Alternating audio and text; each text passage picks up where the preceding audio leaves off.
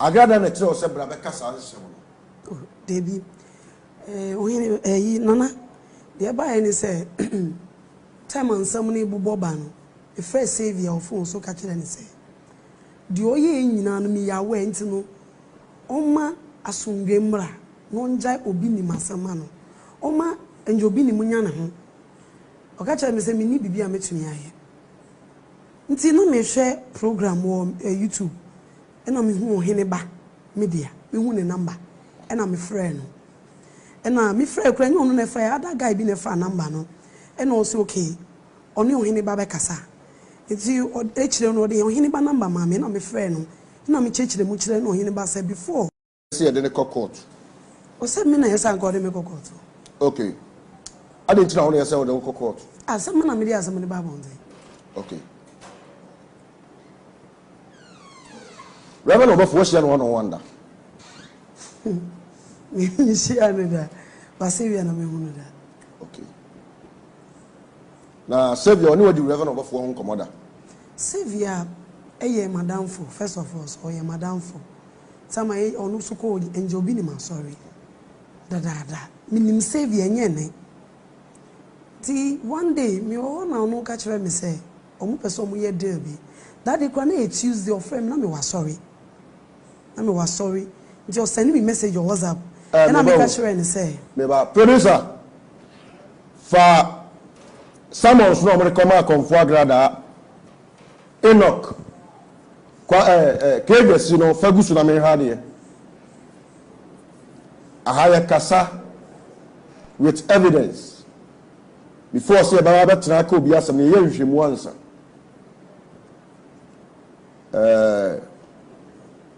Yantia so epobi anim guase ana onyansafo a wo hwe me na wotie metie ne ye en kokot nkokasa na wo hu asema wo court wo de TV station wo ka me this me nya discussion bi afa court issue ho but asema akodi court no ahana me kan it be 3 days ni asofo yin sensem ba e frem na issue no anka amfa hu biem wa anya hwe amfa hu biem your cases blue ankofo bi dwe sama yi ma adwe free so but mess aba back e de aba what I say photo sumame okay ya mo tele yi ni ma akoma me we court summons Reverend Obafo edia koma konfo agrada ene na bofra ye friend Enoch ena KBS ena Tender TV yes cycle second one na me radio okay third one good okay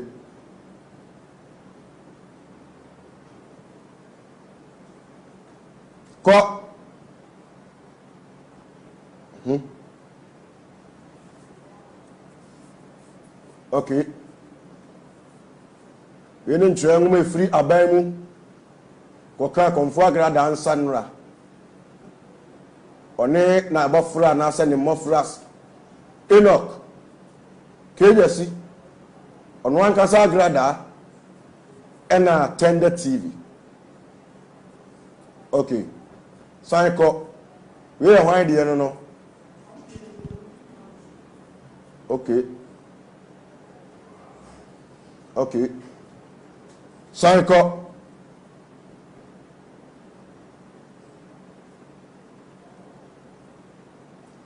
go okay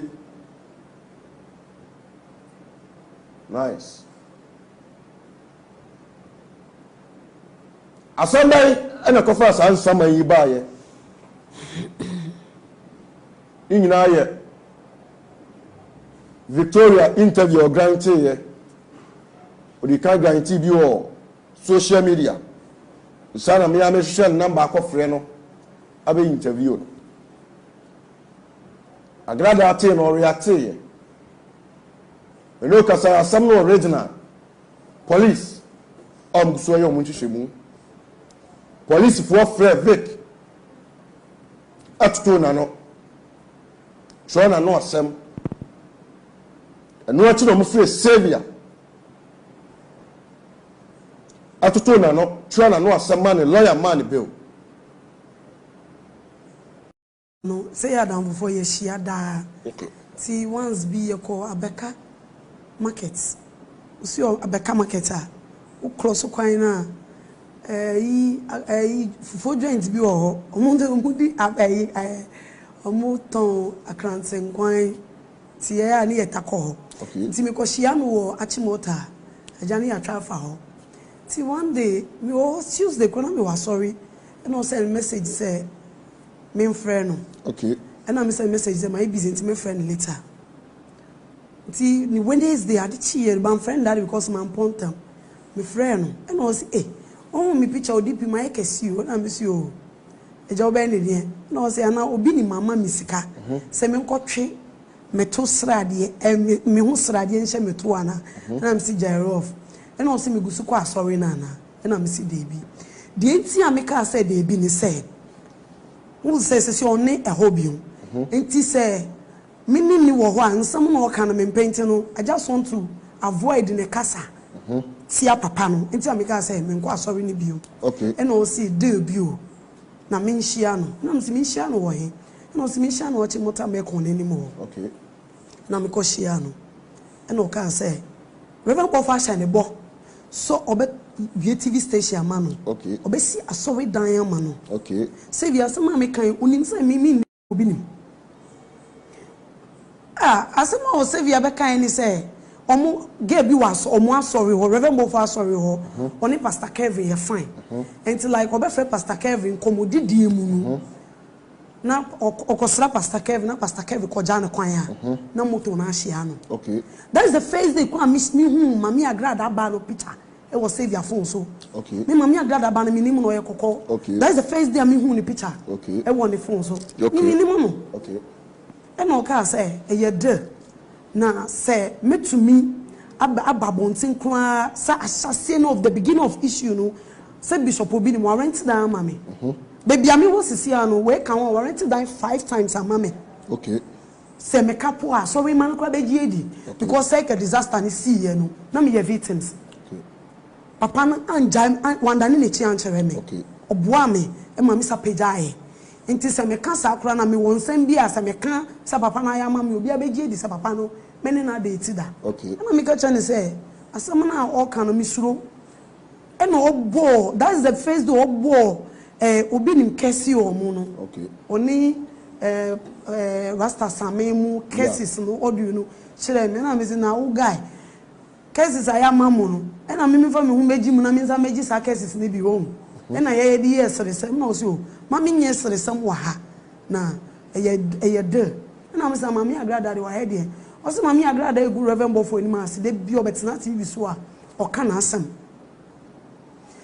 eti oka say yenko La Paz no ye tena mi tena kai mo way to La Paz okay yakodi the next day that was Thursday no sa frame me say me nhia no me ko hia no so biom me hia no na oka say Reverend Bofo see omu choki kakra na me say for the ye teke no na obi be bo car ne door e back door no guy bi nti guy ni ka say mu no say ni twi no eye aigbe wo mu na me say I master we igbeni na say ade na me see o me ti utwi na o to no kire say like we ewe na o see ya o ye ewe of beni okay na me grandma ga so me grandmother for your side o e na obisa me say in me see kadame no so no so kadame uni bibi say we be so da mi a guy no say me pa me di medwuma na me ye beto nchen me tumi atrace guy no direction no de ma me ewo beni ho no me tumi atrace no akohu guy no okay na me di guy na aba eye kasa okay what they say yeah. me mbasa mbegu save ani ma so but no cribio wasam no na mbesa me kan na save on jai pressure na o de ma Bishop Obi nim na dia enu amisati ene say save apa chere say Bishop Obi nim eni mami agrada eni ohini ba na owo ohini ba media no omu no mu ma me bribe say me mbegu Reverend Bofo ani onu save ani ma say e ma omu man krofo fefre me threat me say o me hwa see de gu me ho okay Mami agrada mi hu no da. Se nye TV su and social media ya mi hwe na mi hu no da. Okay. Na Reverend Bofo mi ni ho adwembo ni bia onu Savior no ko mo di ye no. Na Savior ne ebe ka kire me. Okay. If you quite remember say Sunday bi you feel na Savior say mi hia no na papa ne ye cancer. Enya de obetumi akọ e kire. Na me ko hia no na me so ene de ngodi for Sunday. Some mun tagi Reverend Bofo ma me. Baby obi as wa da mon kan tia ne wife say me say me tia ne wonya ne kuru sama ba ne kwan no.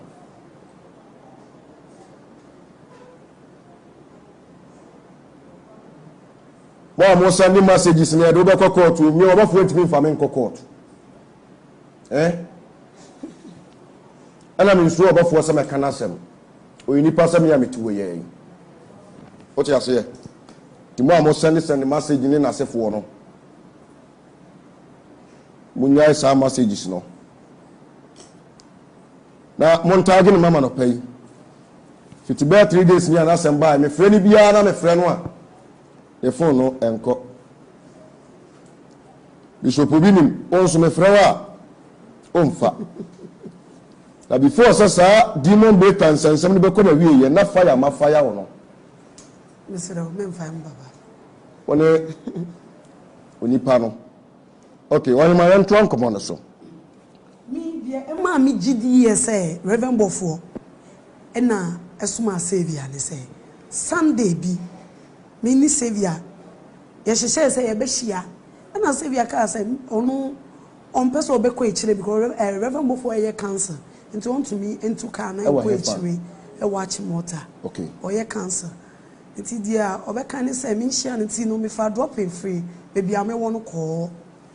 Nti eteka enimu no e na oka say sisi a pressure beda no so on to me nda on kofie po na mzi na oda hi o say Reverend Bofo mani that studio ho TV station ho na me say adan o say pressure ni nsansam na eba no that day you meet ka enimu e na onya akọ kasa na eba no onu yiyi ano no say boss wakamati nti owie no say Reverend Bofo na friend say omu choke because omu shutu na agrada sisi a de beba na say nkofo the suspect be mo no Reverend Bofo enti o ma guy no e hori on ansa on train na Kevin asem no so no sisi ano Kevin busuanfo nim say Kevin no Pastor Kevin akodi angel bi nim ho enti no say omu ye ne bibi sisi ana enti omu man framamba asem no mu kakransa that moment money papa ne kasa wie no no me kasa no free guy ne say on train Okay. That day now guy ni kwa betina aka no mu sika mu di ma guy ni me hu ye e 20 Ghana ni 50 Ghana and si Charlie Jack who was ka pe bi mami e also we 1 billion na guy no dia to no kwa yibi Savior ni yibi. Okay.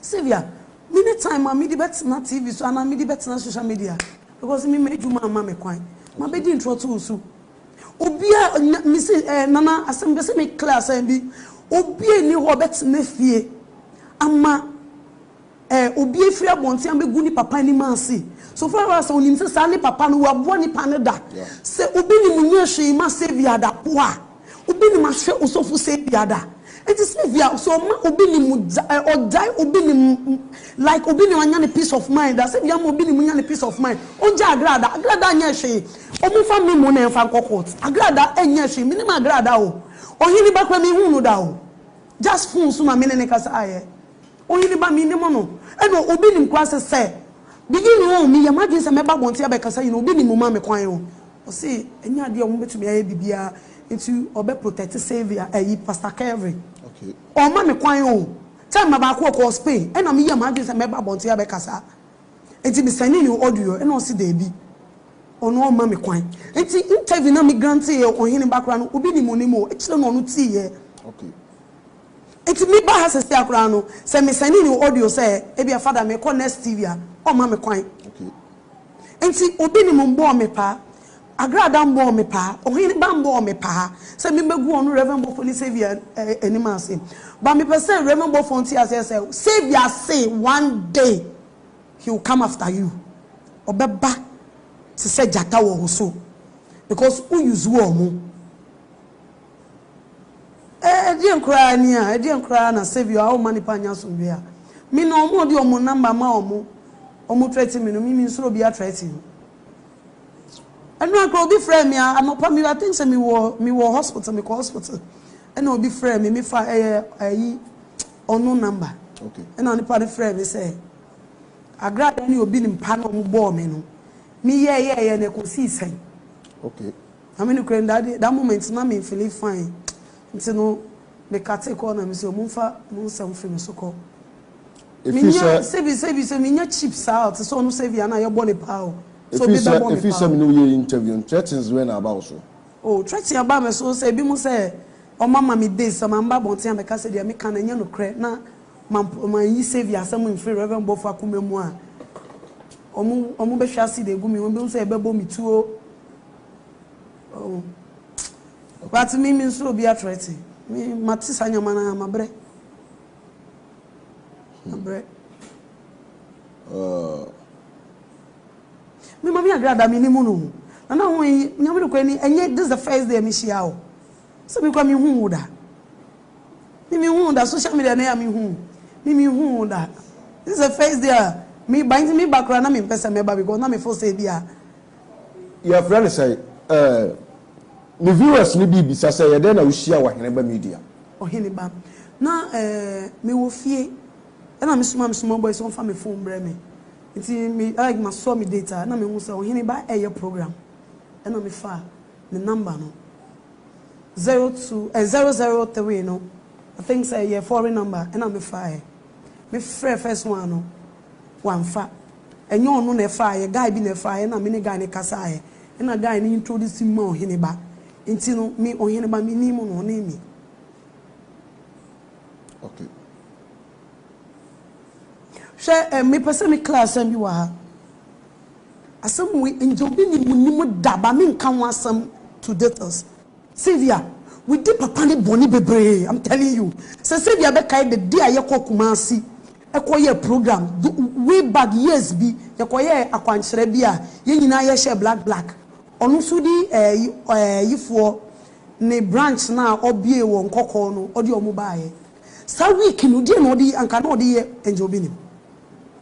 Boni bia Sylvia ye na adi so de bedi ni Sylvia ye obi a onum nsa olozu control okasa onum nsa ye nyina ye kotena yi choba na ye didi a onum nsa olozu control okasa nsem nsa so okanyi no oka e na nya ha na beduku bi ye ba beka na asam no de yin free mu because papa no oyobi a mebu ne pa yes Sylvia no onum nsa olozu control enti no obi be bisa say ye dey na Sylvia to me review secret say nyina Sylvia me ni ye close pa enya ha na me ba beka e kwa me fa so ne mini ntamasam but Sylvia you obi a onum nsa olozu control kasa onum nsa oteki akọ ho a nsem nsa so kanyi no oka bi Sylvia onu no me ndi ntronto ne so ngihwe okay oh me fa say me yo interview attend nkan afro on frame me na yi ni nkrofo ne mo fa frame me omo fra no mo say oh e bi threatening and a lady bi kura wo Kumasi sorry obi ni ma sorry oni Sylvia you close pa onu kwa friend me da no say yi mi ko kan ye na ye de na de mi ye no me gu Sylvia ni ma say na say Sylvia oni mi edi nkomo kwan say me kan okay enti mi mami agrada wo mi hunu da ba mi hunu TV so na ne ho ye me mobo okay edu baby unim say ye kwa sorry na me hu obi ni ma na ho ye me mobo because nyama Sylvia di ye no no na no ode okay but unim oya papa ne bia papa ne to track no mu mi mba say e bia obi nim na bo me pa o obi nim oye be proud to say oye me papa okay onu de baby me gine bia me defend papa no because papa ne nya me boni bia but obi say yes because of obi nim nsem na e wo ho ne Kennedy Japan nsem na like matna se plan se mo pese mo ye bi ba me pese me mani pa na mo aye ne say sanka mimi massive akwan mi accept ya me na me first person ya aka me ba be di ntro to obi nim so aka me na ye 100 million be mam 100 million Ghana enye ska ketwa o se me dia metumi ade one or two things hello okay only save your mother tida I don't know this answer with our job I don't know bisa Debbie because of one or two things. Maybe obi bisa me say. Yeah. Sa ohene media no. Yeah. Oyobi makola da bia oside no. Tieniu. Yeah. Anu nti na we su on the platform. Ade yes ah. Onye obi ni makola o. Obi ni munimu no, uni bibi e true me na onye obi nim kwa ye interview me na me de obi nim number man. Oni mo obi nim munimu no. Obi nim ye type of nipa bi a onu all the time no u friend na unimu number of time fast course no. Okay. Eye true me no na me de number no kura man no. It obi nim ko unimu hini ba. Ohini ba ko unimi. Eye social media na me coin na me hu number no. Na me fa ko a number no. Okay. It's no enu obi ni makoda. Ohini ba onimu no. Yan go back to the question. Only save your more date that. Meaning date. Okay. By I dey omo for say me brand no. The room be fan be omo fan sa. Okay. Only the din come up. Ye din komo pa. Shy ideas. Yeah.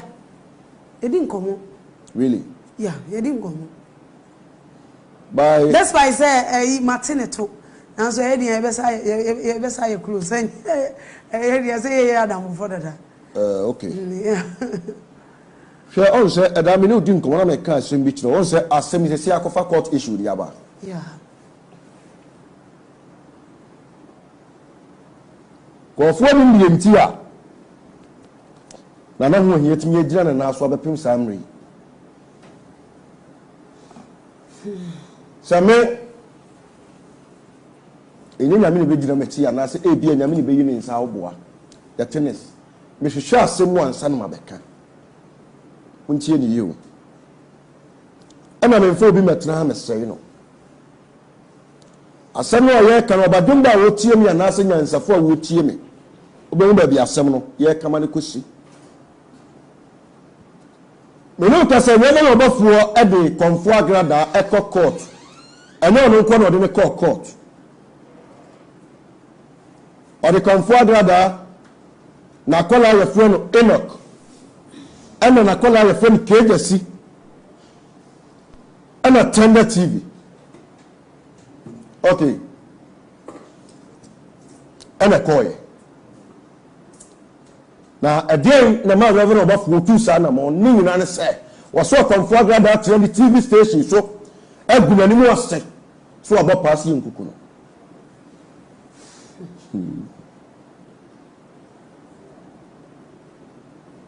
Before so comfort rather baba react to asasam no e hwan ana kofa asasam ne bai me na hu e bi na kofa bai na me ka bi comfort rather bi na kofa bai no ka bi what you say brothers we na can so bi ka bi a e bi na kofa bai e no ka bi brother bi post no social media bi ada e bi na kofa bai e no post to ye Milimsa sawa me kan obi abetima seyi. Anya comfort na atuo no no ade ne pe kofa reverend bafo akon asem. Ana obakika bi kire. Nemom interviewer Mama Vic and also Victoria again and mama me no react because ewiase ewuo yemfa ni agro. Another case, you did agree in now, even planning to me, the police rama assembly, other Habapim Samria, above what they court. So I said, I am a catcher Ghana Police Service. Assemble Tab until Yenshemu, over China Samano, Munya Sani, Mana Moyer. Untias Mamma Catramono. Munya says Subano, is Bamboni. The same thing and so we go be possible be be mechanic to them no. And we bit me command police for information. We na police for us akote to. Aduma mo ye na nkran ha Ghana ha no.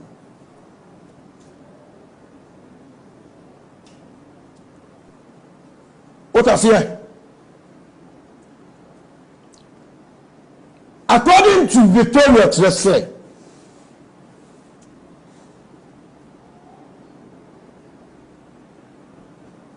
I'm going to find you penny for Benin. Now, say, see, I can say so. You're dead in part. But chasing by a guy who will be because only need you come up. Me, Yamia Adamo, as some of your Musa our court.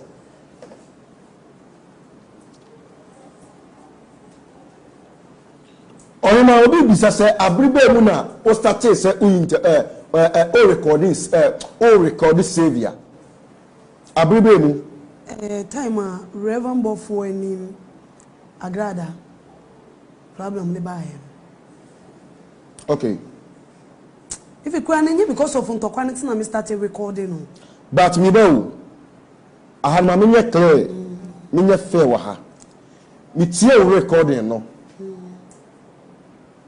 and commodity you fit ya say nyina no ka se me tie o me ho wo na free savior so person be share na man information but nye savior na free right onu e free me nkomo no de bebre wo ho bebre wo ho bebre wo ho bebre wo modern nkomo bebre o ye di nkomo bebre e na wo say de nti asam ni mi fa asam ni ba bonte no say me hu say ehun hia mi because me ni ye fine ehun hia mi eti no mi kwan audio si ya munya ye na eni me hobio. Okay. Me di ma ya sorry baby. Okay. And all the two ni phone so ni phone ya iPhone. Okay. Me phone ye be wi aye nti no. Onu kra nti time ohini ba so opese onya evidence because na save ya so oni mi no. E na me tracy lady no na lady no etumi nya sa audios no kakra po ma me. Oh, okay. Because ni pa bibli nim say save ya de me ni ye fine. Na den ti na save ya no up to now save ya de anka save ya kra de ya di save ya Mr. Save your comfort save your dem ya wo ho o dem ya boy no beni baby boy ni kire me no minimum o minimum baby o kire mi ya ko ifie kro me pese ye be ko personal attack ha because time who say save ya kromfo no say we ntu ne fo man oh debi owi anu ma obi di baby ono mo adwuma ne ho nti etiefo ni ahefo hel me ba wo etiefo ni ahefo hwe me de me tia ne mo no nyame nam de ne tia Yesu Kristo wu sori ye imoja am ya ade hye enam so ntie ni agya na nya nkitahudie wo so ahimem ti ha no kre enam de tia enana pay judges wo bi tie me lawyers wo bi hwe me police imperial bi tie me ye he me BNI national security soldiers wo bi tie me ye he me obatimi aka kire omo so asam no aba reverend obofo de komfo agrada akokot no one kofa ban so omo obibia o meka nkire ona so wumum na wose ye de kokot yeah se obia etie me a reverend obofo ni right so di mami agrada be kokot okay oni right so di enjo bi ni be kokot okay oni right so di ohini ba be kokot so we right I mean na so dey make court because me na me ba bonte be kasai okay and so dey make court me so mama ye yesu ye di save atum who evidence about we made save atum and say eboboba okay and na one thing is say me be say obi anti ase say obi ni mbo me pa debi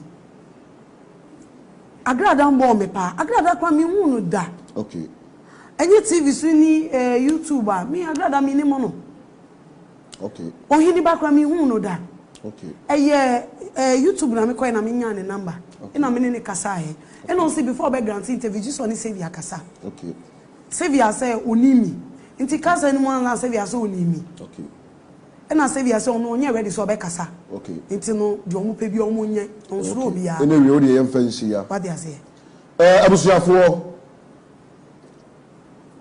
ebi afre no join the program no asemo ya lugusu aye ka nyina ye reverend obafo de konfo agrada court one agrada amofra Enoch KBC and attended TV edi na kofa asansem we nyina bae ababa wa friend Victoria Granty interview ebi wo me ha ebi wo another platform of social media we na konfa agrada atiye say about passing me kono was cash baby amaba breaduru sabe me manyi nyini ye ibe waja me mana sabe wana abehwe o mo ene ye obofo wa anya ni kura asanya me nipa odi abufu react you know kasa asemna kodu court yan tretre court wasemu wa ha nemu ye manipa nyina ehunu say interview na ababa wa ni grant ye no say na akofari aba some me could be full lines at to be a flat and but I can't press me catch the river of one say so we provision na court for Victoria court so provision na court for demon breaker court so provision na court for Elisha court listen to me tie ni ebi wa so na pay what te Ghana eni na watch I'm a demon breaker to the 2 TV. I suppose you said, "Don't do I want because he can't make it on Jessica Papentino." Oh, sorry, I do I want that. Oh, honto. Oh, sorry, Chimoto, Kumonajo. Was so 7 times. Chiefa. So was so as you see a moment for you when name. Was so 7 times. Chie. And what Sabrantia sama back demon breaker was supposed to be was say Uma Baba Yosi ka ana adene ma me sesaye mpese bisa say asem boyi ani confirm that that dey adene kokot dey na ye ni buase chese osuo na be ka di Japan on say usuro and then your baba say na ne ko tumanso kwaku to frontier no matiko po me da mental obia oni ko doda na obi ni mental obia na emom no muntie me mafutuo sabe mpanimfo say pani e wokrom bia na wakura ase na pani woni hwe kura no enya abatwe ano pafutuo bia na nkanka but nyansa ninti ase ewu o ti ase ano pafutuo bia nkanka obo na nyansa anti ase abagom